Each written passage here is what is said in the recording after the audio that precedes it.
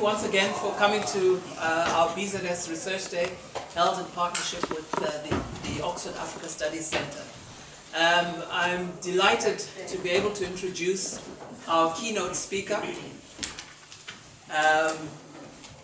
who is Vimbai Zinyama, who is the Head of Parliamentary Affairs, Advocacy and External Relations for the Zimbabwe Congress of Trade Unions, the ZCTU. And I think it is only fitting that we do acknowledge the very kind assistance of the TUC in facilitating Vimbai's travel here. So thank you very much to the TUC. I won't go into all of Vimbai's biography. We're running a little bit behind time. Suffice to say that she's been with the ZCTU since 2009. She's also worked with the Commonwealth Trade Union Council on project planning, management and representation and international programs. And she has a degree in business admin and office technology from the Keynote Institute of Technology. We are absolutely delighted, and we really thank you for making time to join us today.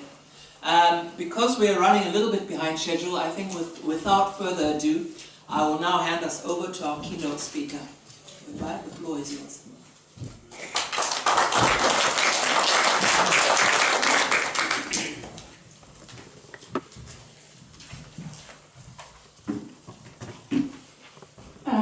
Thank you very much, Dr. Chitio, and my appreciation also for being selected to come and share with you my thoughts, aspirations, and hopes for the future, particularly looking at Zimbabwe. And I think the problem with being a keynote speaker is trying to find the moving things and those that touch the nerve and that address the issues.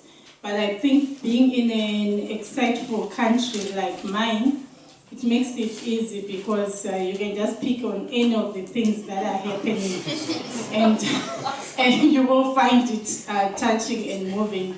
And I think from the presentations that we've had this morning, it has also been, it has already given you a picture of what the situation is like in Zimbabwe. So, yes, I am happy to be here. It's my first time in Oxford, and I also have had to get a surprise of a summer with no sunshine. I'm still trying to come to terms with all those situations. So if my presentation is a bit jagged, it may be because of that. Now, I also grappled with titling this. I know there was a back and forth even of assistance. Initially, I said people of Providence need to find, to light their own candles if they grope in the dark. And I think the presentation on religious and religion people has covered that. So I'm not worried about having changed from that. Sometimes we are known as a ceremonial people who believe in something, be it tradition or Christian or whether in politics. But when we follow something to the latter, you know, we are in it and we are drained in it. But sometimes we forget that we have to achieve something in the process. And I think that's one of our challenges as a country. But I eventually then discussed with a certain group of youths, and I said, what is the catalyst for change? What is it that can bring us hope for the country? And they gave me something so abstract as time. And yes, I know we all know what we've come across that topic of time does this, don't waste time. Time is the thief of what and what. No, you know, there are a lot of sayings around time. And I asked my son and I said, how is time a catalyst for change? And he said, well, the time brings in some things into a situation or a context. And therefore, what happens at that time changes. And in that same context, time may remove other things. They become either obsolete or people die You know, like on the 14th of February, we woke up in Morgan, Changirai was not there. So the Morgan era ended, and Morgan was removed from us. So we are already in a situation where we have somebody. And I was then also reminded in 2013, my father passed away, and him being a church minister, he had been a church minister in the Salvation Army, and my family resides in a small town of Chinoi where I went to school. And you could call us middle class. I'm just a daughter of a church minister, and our house is 7-roomed. And so the people who would turn up at the funeral would be my family and the church people and the people from the community. But at the time of the death of my dad, my sister's daughter had married into a Cameroonian family. And 65 people came from Cameroon for the funeral. And okay, so we had to ask our neighbors to house the French people who had come from Cameroon, and so there was a back and forth of translations. My brother, who is also married a British, came with his wife and daughter, and some 2 brothers from his wife's side. So we then had to ask another neighbor to provide accommodation for this. My sister was married to a Malawian. The Malawian family came, and we had to. Now the reason why we had to ask for accommodation is traditionally there are some ceremonial things that happen with in-laws when you have a funeral in your house. So, you know, we needed to keep asking for these spaces. But eventually we then had 2 Portuguese people. My brother was married a South African. The wife, she's not from the Zulu that we know already, but it's another language in South Africa, which I always forget from time to time, but they are now part of our family.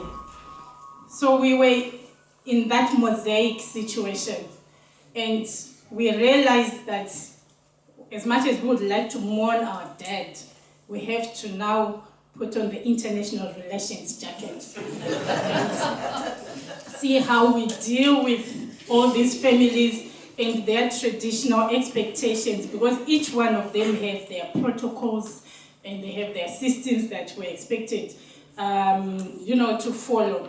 And what was working now is in that family, you would look and see who is a bit enlightened in this family, and if there's someone who has gone to school or is a graduate, then you ask, do you have a phone? So you'd need to keep WhatsApping, sending messages about the program, and now we are doing this, and now this is what is happening. But we also needed to send contributions of food where these families were being housed, because of electricity issues in Zimbabwe, we then had to buy gas. Immediate purchase of 2-plate gas stoves and gas cylinder, and that's what's renewable energy. These are the new things that we were introducing in this process of managing all these traditional things. And when my son gave me that, he said, obviously, we broke a lot of protocols, of having to sit down and clap to these people and say, now the program is like this, because we would just put it on one platform, and whoever was in that family would interpret and say, okay, this is what is happening now, and this is what is happening.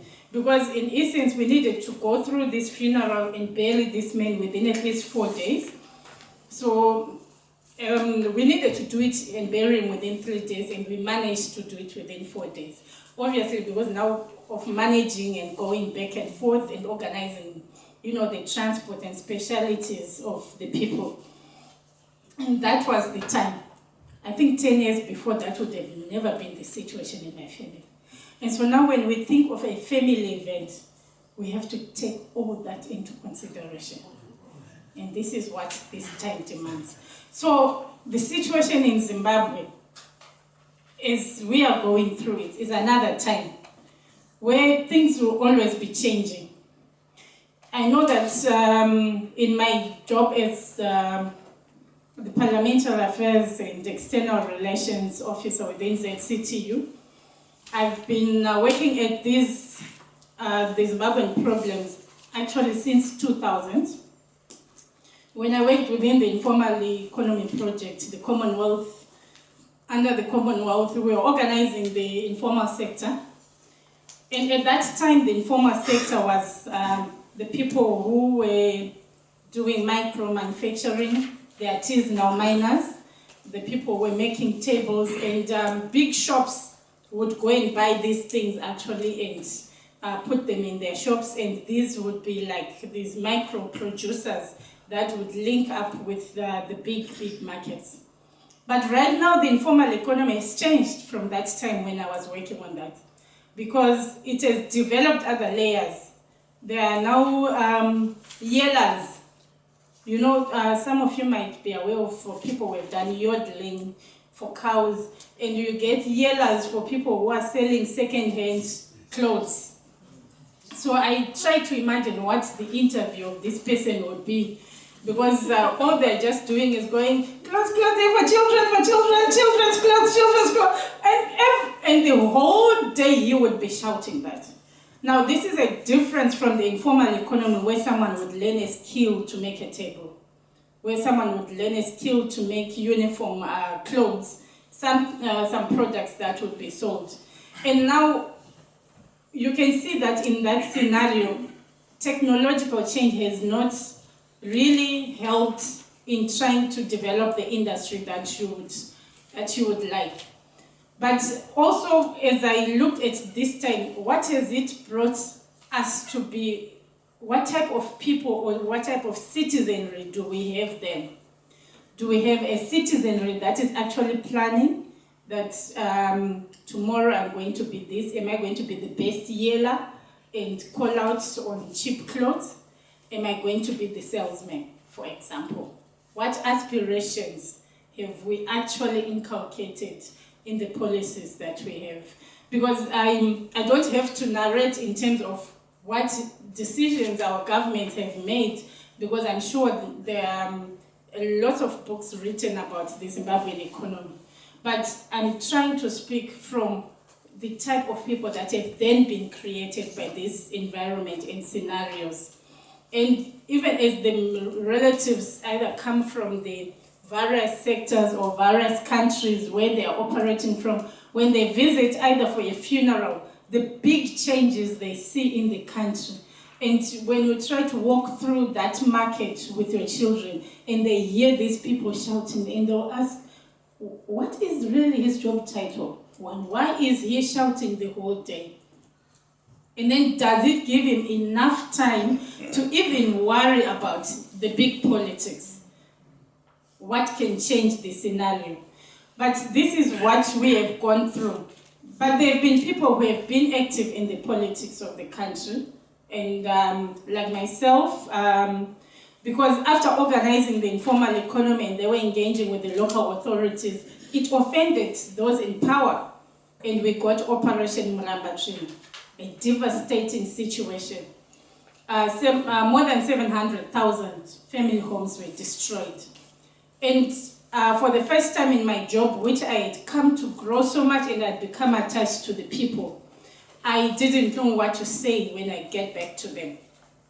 Because we had given them hope that if you are organized, if you plan, if the local authority cannot deliver shelter, establish housing cooperatives, approach them, collect your own money and build better homes, no one will come to destroy them. And those were the homes and houses that were destroyed. It is not the plastic shelter homes. It is some two-story buildings, some cottages that were actually destroyed. And when I was hiding in my office from the 25th of May to the 30th of May, that time when the destructions happened in 2005, the president of the Informal Traders Association I was working with, Mrs. Magijima then, she came to me and she said, get up, let's go out there. And I said, for what? She said, we must go and face the people. And I said, then they will beat me. And you have the government. The government has said no one should interfere. No one should say anything. And then she said, but you work in the ZCTU, don't you? Let's go and talk it out there. And Now, she was in front, and by the way, Mrs. Magijima had not gone past standard 3, whatever that is for some people who are familiar with the, but it's something possibly lower than grade 3, I think. And there was me with all my knowledge, and I could not face the government. And she was leading me from office, to the local authority, to everywhere. When there was no response, she said, come back, let's go to the Secretary General of ZCTU, and we wrote a letter. It went to the United Nations. The United Nations said, okay, we are sending an envoy. You know, she was so excited about the coming of the envoy, and she wasn't even looking at the depression, the destruction of the houses has done to the people. She was more excited about talking out, about making sure this message goes out, more than me, who has initially been the motivator. And now I'm looking at even the people, the young people or the generations we're creating today, and I'm saying, do we have a people with that enough emotional quotient to want to change their country?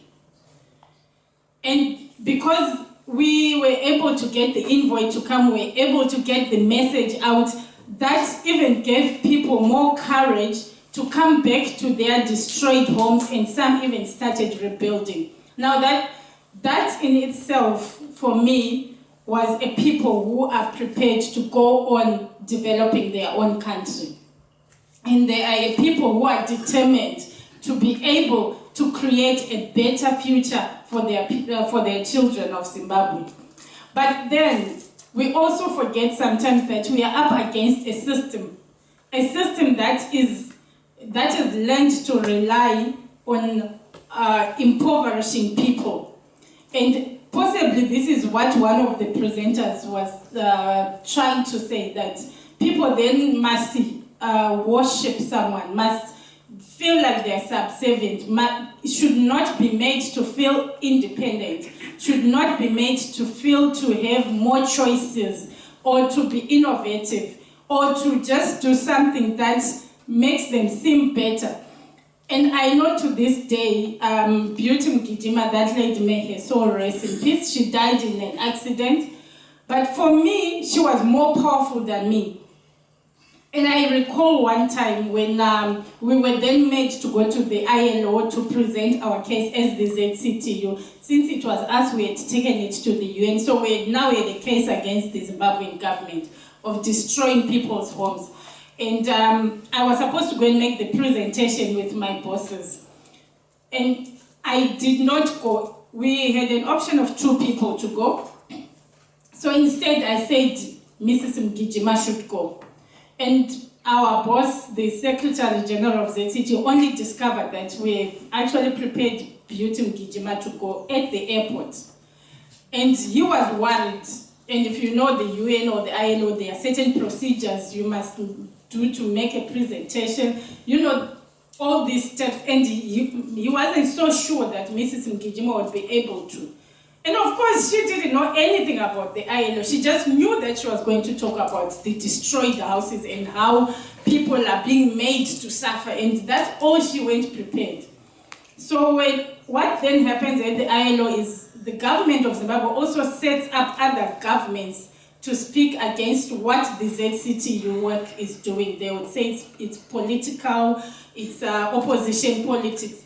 So before the Swazi government finished this solidarity message in support of the Zimbabwean government, Mrs. Magijima went to the podium in a hall full of 500,000 people. And she went and said, he is lying! He is lying! In their own market lady language. It's not true! And the chairman was busy saying, excuse me, which country is that? No, it's not true. I am a member of ZANU-PF, but I am working with ZCTU. They came and destroyed my home. Excuse me. And which country is that? And then she said, no, I'm not going to let him tell lies here. And now my boss who was seated there was now speaking to my other colleague who had gone with him and said, you see, I told you she shouldn't have come. She shouldn't have come. Then when my boss was going to remove her from the podium, the chairperson said, no, I didn't say remove her. I just said, which country is she and then my boss started speaking to the chairperson to get this podium in order, and and she said, okay, what is her point? Or she's not agreeing with what the gentleman is saying. Okay, Swaziland, please may you sit down and give this lady a chance. And she was given the chance. So the Zimbabwean case in that conference of 500 delegates, you don't get to have many chances to make a presentation, and in that conference we had 4 presentations, because then the Zimbabwean case went back on map and our government was placed on special paragraph. Wow. Now, if it had been me, I would not have gone up there, for sure. And I would not have had the guts to even point that person in the face. But her drama didn't end there. When they were going for tea soon after the presentation, the Zimbabwean government, which is conflated with the partisan PF, was angry with this woman. So they were saying, woman, you should not have done that. We shall see you when you get home. And she just swung her back and beat that man. And they were on the floor. Now, when a woman and a man are fighting, they normally say, who is beating who? It's the man who is beating the woman. And it was international news. Now, the ILO has a record of this case. So, here she was, with the little that she has grasped that you can change your environment when you speak or when you act. This is what she was able to do.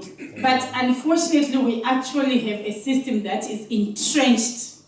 And when I interviewed one of the army commanders, who then just recently on the succession plan, and I was trying to understand this generational issue. And the Colonel Galera was saying, you see, we have a problem in Zimbabwe. The problem is on succession that hasn't happened. Now, I don't really know whose problem that is, but he was emphasizing on this problem. They are nationalists that have overstayed. And when they overstayed, but nationalists were entitled to ruling. Not necessarily to bring results, but because they brought the independence. So they were entitled to ruling. Then we have the freedom fighters. They are also entitled to power, to control. But because the nationalists overstayed, now it's time for the freedom fighters. Then I tried to chip in between and say, what do we do about the jobs, the industry, the expectations of the young children? Now that is going to have to be your problem. But we are entitled to be in this. And he has actually written a paper to that effect of the succession and how the delays have affected people. But in reality, as we deal with the Zimbabwean situation, these are the real forces that are affecting the young people. So you have people claiming their entitlement. You have people saying they have the right to rule, whether the people like them or not, they do not like them. And we have the people that are not really worried about the future, and they think they can command people to do all projects and activities, but I'm not so sure if they can command success out of it, or whether you can command innovation, or whether you can command development in that manner. That is not their concern, but their concern is you need to give us an opportunity now to rule and to control, and we are entitled to it. So this is the context in which then the current leaders have emerged. And as to what they are going to be able to achieve, I am not so sure. And if my presentation has been complicated, that's just as complicated as I live in my country.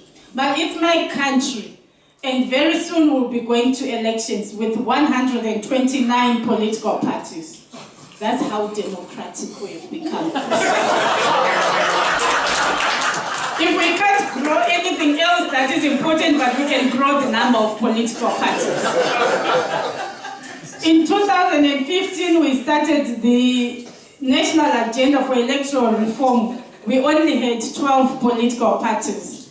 There were 15 parties and 12 political parties signed on to it. Between 2016 and now, the numbers grew to 129. And out of those, we must decide a leader. Whether some parties are foreign-based, or whether they're in Zimbabwe, or they are church-based, or they are protest-based. But in this time, this is what we have, and we must make a choice, and a choice that will move us forward. I thank you.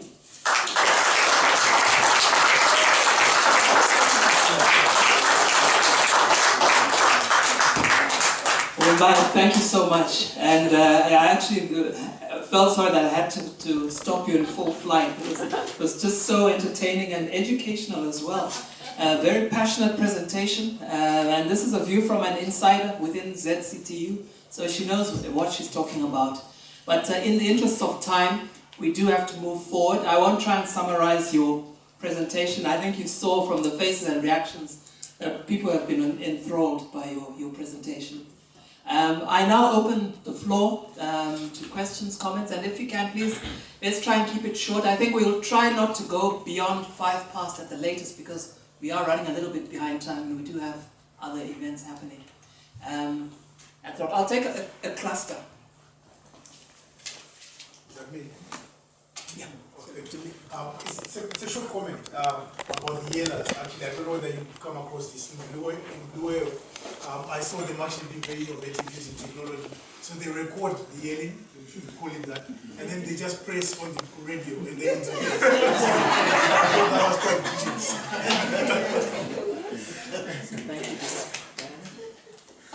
Yes, thank you. It was great. Regarding the question of how politics is now being conducted, on the one hand, a sense of entitlement. The trouble is, I'm not seeing another side. In other words, I'm not seeing policy actually being properly debated anywhere, except perhaps amongst your street vendors, your people who are only educated up to standard 3, but certainly right across the political elite, whether MDC and its various forms, or ZANU, or even, ZAPU and Demengwa and others, there is a sense that they, and I mean we have it in Britain too, a sense that there is a political elite and it's about gaining power. It's not about debating policy. And so my question is, what can ZCTU do to connect with the people, the youth, who may have really innovative policy ideas and the desire to organise around those policy ideas, rather than simply to become stormtroopers for getting elites into power? Thank you. We'll take a third question in this round. I'd like to know what happened to Mr. Magijima after the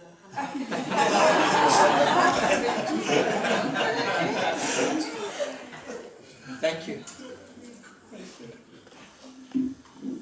Okay, thank you very much for the comments. And the yellers and technology, I think even if you were to try and unpack how technological advancement has happened in Zimbabwe, when you then keep a people poor, it's the technology that plays in the poverty and maintains that.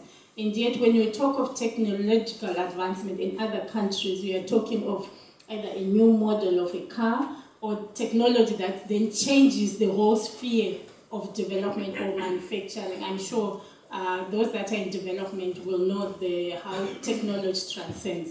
But when you start to thinking seriously, and I think it goes on to the next point, that where is the real policy debate taking place?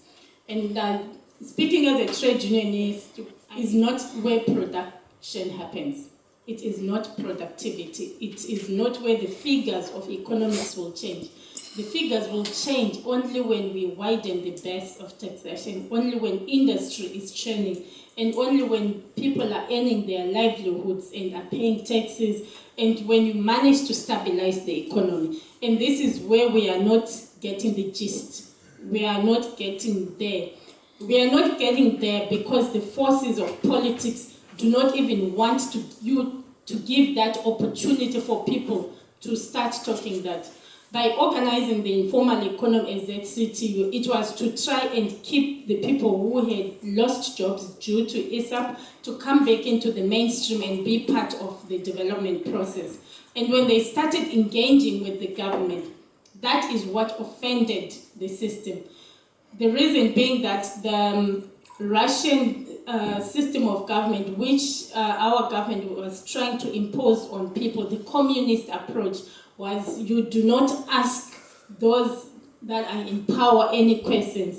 The minute you start asking or demanding accountability, you are then a problem. You are seen as a problem more than somebody who is trying to help development. So we have a culture that we need to clean out and get rid of. And as I said, if you are to take the catalyst converter of a car, which uses oxidation and reduction to reduce either emissions or to diffuse emissions, there are elements within our culture and traditions that need to go. But we are not going to dictate which ones are going to go. But we must create a system of progressive people who then will look and see what works and what doesn't work. Even if you take it to the scenario of my family, where I said at a funeral, there are a lot of things that we then didn't do at that time, but we had to do things that make this funeral work.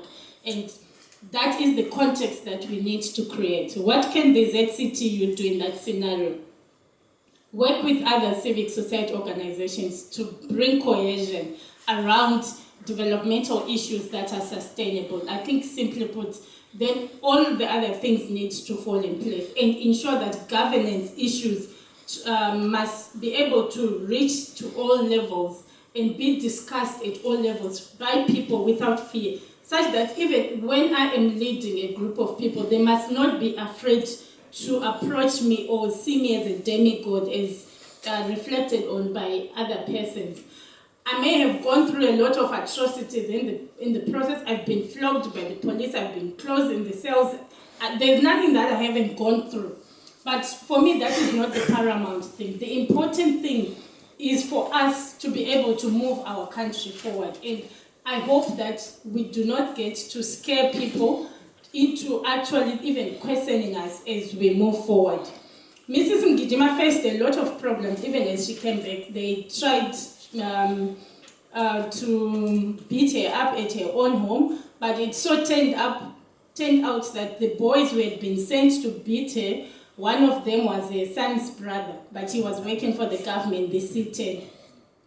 And he didn't know this woman, but only discovered that this woman that had been sent to go and beat up is actually her aunt, and we had been married. You know, sometimes when you're married, people just say Auntie Rose or Tete Rose is married in this family, and he didn't know the surname, and only got to see Tete Rose when he got to the house, and then he had to say, guys, let's go, and then remained with his Tete and told him that this is what had happened. So you can see that sometimes until people learn that this violence and these atrocities, you can end up even sometimes killing your own child without knowing.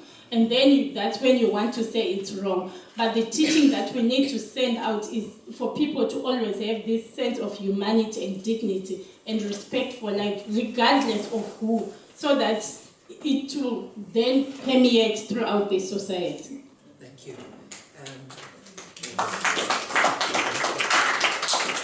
Another round, Milius? In your understanding, what were the real reasons behind the Muramba-Twina? Because here we got the impression that it was just in the cities. But what was the reason for destroying the houses in the rural areas, if that happened? What was really behind Muramba-Twina?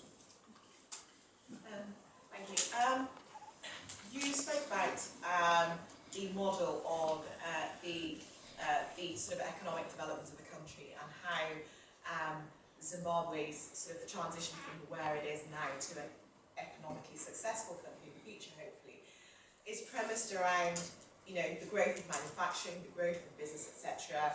You know, a broader base of people being taxed and money going into the fiscus, etc.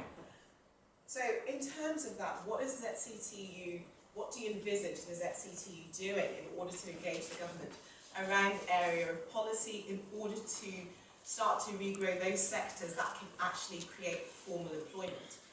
And you know, what do you see? What's the strategy or what's the vision of your role in playing that? You know, engaging. Thanks for a really, really fascinating fun talk.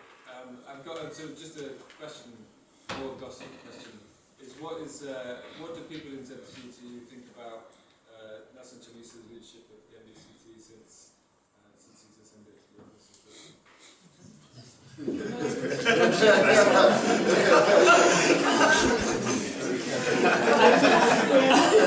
I think I'll leave up to answer those, because those are three quite big questions, but I'll come back to Dorcas and the next round, definitely. Okay. Very quickly, the Operation Murambatrina was just about destroying all structures which were now demanding accountability, and in organizing the informal economy through the assistance of the then president of Chief Mangwende in Mashonaland East. We had got to the traditional leaders. And so in each of the traditional homesteads, we had a chapter of the informal traders who were engaging with their local authorities. So, and in 2005, the government lost, the ZANU-PF lost the elections, although they said they won. So after losing those elections, mid of May 2005, then the government unleashed the Operation Murambatrina, and it went to the rural homes and cleaned out a lot of the realms where we had 125 chapters. So you can just see it's a similar thing to Gokuraondi, that if there's any discerning voice or any voice that has another dimension of thoughts, or if you have another view, like to my presentation, then that voice must die.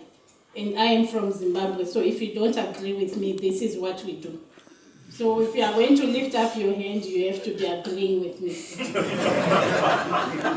And then the ZCTU, from formation in 1980, has been engaging the government. And we engage the various departments. And we obviously do not agree, and this is why we are not an acceptable organization. But that is why the institution and the organization has been durable, because of its ability to analyze and proffer alternatives. We engage the government departments. We then work with other civic society. If there is no civic society specializing in that area, we will create it. This is how we created the Crisis in Zimbabwe Coalition, the NCA, the women's movements, women's coalition. We will do that. We pride ourselves that we are a movement whose river flows up the hill. And we will even dig in your tarred road and grow the maize if we run short of food. If we intend to change and transform a situation, we'll work towards that situation. But obviously, it's not an easy road. It's a road that comes, when you embark on that road, you go through a lot of training. You go through a lot of mentoring. You go through a lot of coaching. And even as the other presenters were speaking, and I was trying to, the feminist activists, I know a lot of women trade unionists who have been active and who have been strong, even in the formation of the opposition political parties. You will agree with me that there are a lot of opposition political parties that have fallen along the road. The MDC was not the first. But because we're the government that just didn't want any political party, and in 1988 we parted ways when they wanted to have a one-party state. So forming MDC, we knew that this was kicking the lion in its mouth, and it's a route that we took. And we then knew we needed to sustain that opposition part so that it becomes a strong opposition, so that we have multi-party democracy, and today we have 129. Whether they're good or not, that's something else, but this is something we are holding on to. And the people that formed the MDC, two of the key strategists are still members of MDC, and they are war veterans. So you need to understand ZCTU from that angle, that if we see a need, we will work towards it, no matter what. And if we believe it's multi-party democracy, I don't have to be a member of MDC to support its existence. But because we need two strong voices there, or 2+ voices, whatever number we can get, so that we get the accountability that we need, that is what we will work at and commit to. So our principles and values are the ones that guide us when we stand for what we believe in. So likewise, as we engage with the government and proffer alternatives in the various areas, we do make those suggestions. Right now there's renewable energy policy, there's a new constitution that needs to be aligned, all the laws. Ideally, we have almost 400 laws in the country, which should have aligned automatically to the new constitution, I want to believe. If the constitution is the supreme law of the land, there should be no debate whether this law now applies or not applies. It should just be in line. But in Zimbabwe now there is debate. No, we need to wait for this act to be aligned. Okay, there's a question, a big question of Mr. Chamisa. Okay, I have a simple answer to that one. At least the ZCTU political conference that we had on the 20th of May is giving me a simple answer, which is what I'll give you. And anything that is personal, you can ask later. But as ZCTU, we decided that we will respect the MDC as it was formed. That is, we formed one party, and as it was led by Morgan Tsvangirai right up to his death. We did not form an alliance, we formed a party. And therefore, we will respect the two leaders to us as they are still members of the MDCT as a party. And then from there on, we were directed to engage the two and get to understand what it is that has caused the split, and we have defined the situation in MDC right now as a leadership crisis that needs to be resolved. And that came as a mishap of the death of President Richard Morgan Tsvangirai. I hope I've given the official position. No. Thank you. Thank you. We're running out of time, but we can have one last round of questions. There was Dorcas. Perhaps we can take 4 questions, so 2 from there. If there are any other 2 last questions. Yeah, at the back, Julie. So, Dorcas, if you can.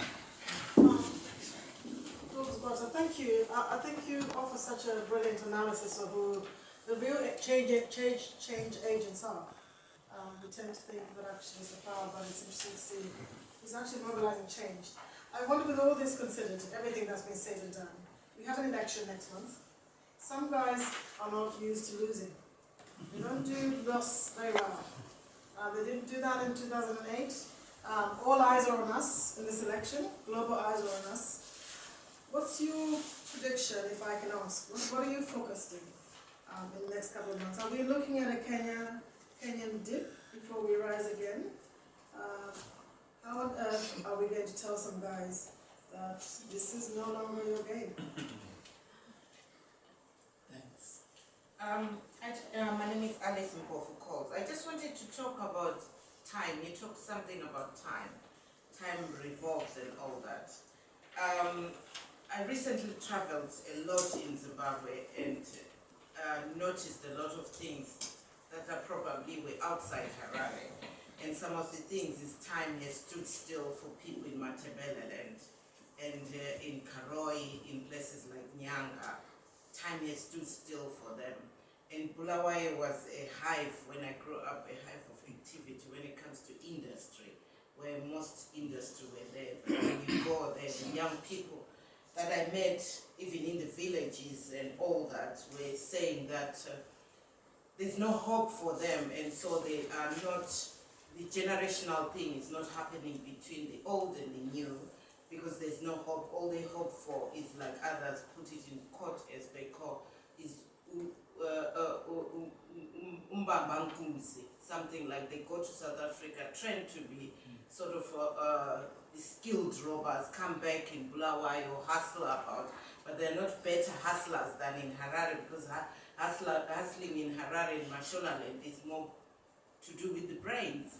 And in Bulawayo it is lagged behind, in Karoi, in places, all that. So that's what they are, and all they look forward to is that kind of thing, and go back again to South Africa and do the same.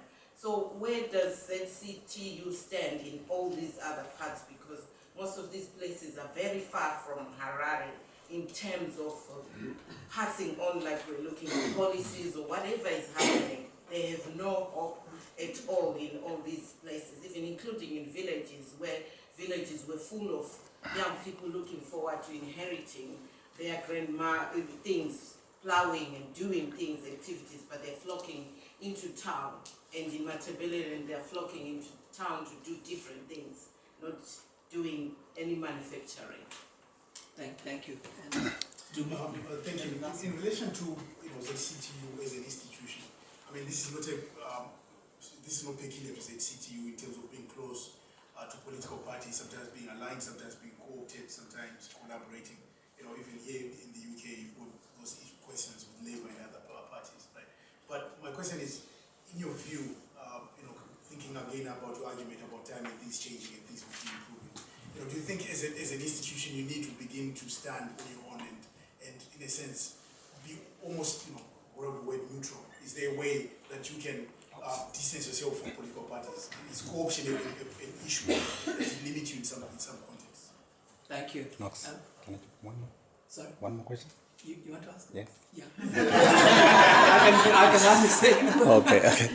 No, for me, the question that's been most worrying, Rodri Masiani, BZS, the question that has been most worrying is the question of the type of election violence that we have seen this particular election.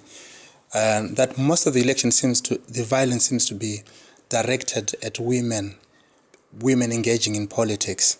That has been quite different from what we've seen before. And it's like it also probably seen that, maybe somebody from the Trade Union Congress probably can shed a little bit more light on that one. Do you have anything to enlighten?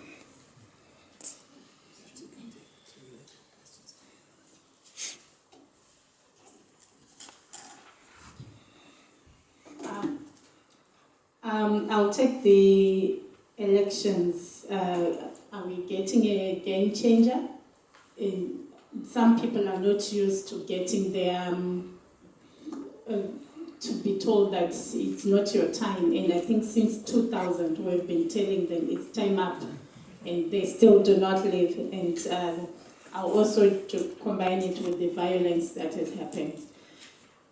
The elections, my perception, I'm giving my own opinion. I believe that after my interviews with the army is not going to let go.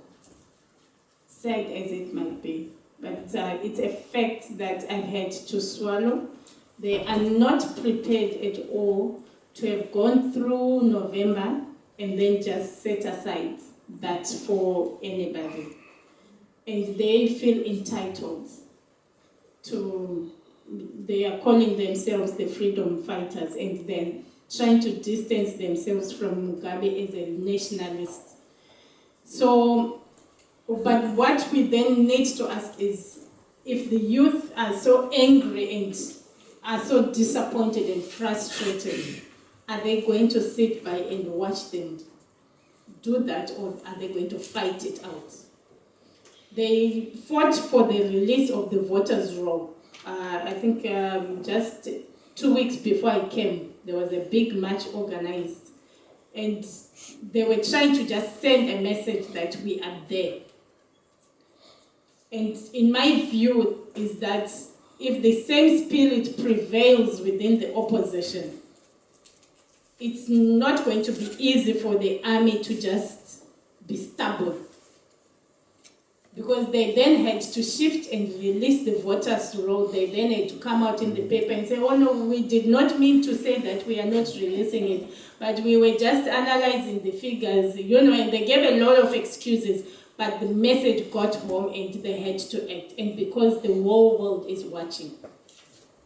So I think we need to use that opportunity, even for us who are away from home, to be able to highlight there are a lot of gaps within the election process, coming from accounting for even the ballot papers, the reporting of the election results and what happens after. I think this is the noise that we need to start making now. And just before I left, civic society was actually coalescing on seeing how they can try to keep up that momentum and noise.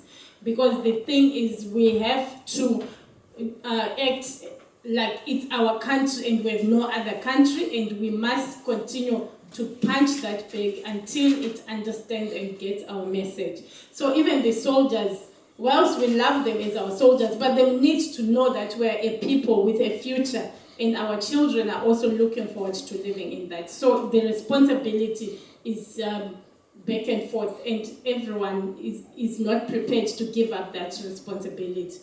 From the situation I left it at home. Then the time and the situation in the rurals and the areas that are remote. I'm also taken back to the time when Smith declared the UDI in 1963-65. And we went through sanctions. But instead of the parliament then sitting and lamenting on the sanctions, we started seeing the import substitution policies, new industries springing up in the country to try and make up for those that could no longer supply. But unfortunately, in Zimbabwe, when people receive a sanction, instead of being productive, they put up a fight. They will invest in fighting to silence the noise of the people rather than to be productive. And hence, you have these gaps that have happened. And then when people are hungry and desperate, a lot of violence has happened in the rural homes. There are activists who had been established in those areas. And we do have lists and lists of people who have either had to shift homes because their homesteads were destroyed, or families beaten up and therefore have to be silenced. There are people who can't visit their village homes for fear of exposing their families. I know that when I went around in 2016 with the World Bank, it was a World Bank program with the Ministry of Finance for poverty reduction strategies. There are provinces where I went where I could not even introduce the trade unionists that were amongst them. In the urban towns and the like, it was easy. People could just stand up and be introduced. I'm so and so from ZCTU, I'm so and so from ZCTU. But when we went to Pumpkin Hotel in Mashonaland East, the men I had who are trade unionists from that area were shivering. I could literally see their shirts dancing, when it came to the introductions.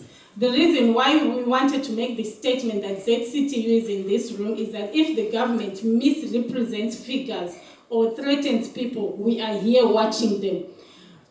So I only stood up to introduce myself. I could not introduce my fellow colleagues from Mashonaland East because they were so scared that if I leave, then they will face the wrath. And it also happened in Mashonaland Central and it happened in Mashonaland West. And in these areas, 3 areas put together, you do not have more than 5 NGOs working there or civic society organizations. And the trade unions, trade union needs to get those working in the mines and on what's left of the farms. But in the areas where you have a lot of civic work going on, you then have people who are more prepared to speak out, and even a community that has come to accept the back and forth communication. And these are the realities of what we live in. So every day I am exposed to a petrified people, and every day there are even new cases that you hear of people who are either being discriminated when they're supposed to receive food aid, or when they're supposed to be treated at the hospital, because the army has planted people either in the clinics, in the schools, at GMB where they distribute.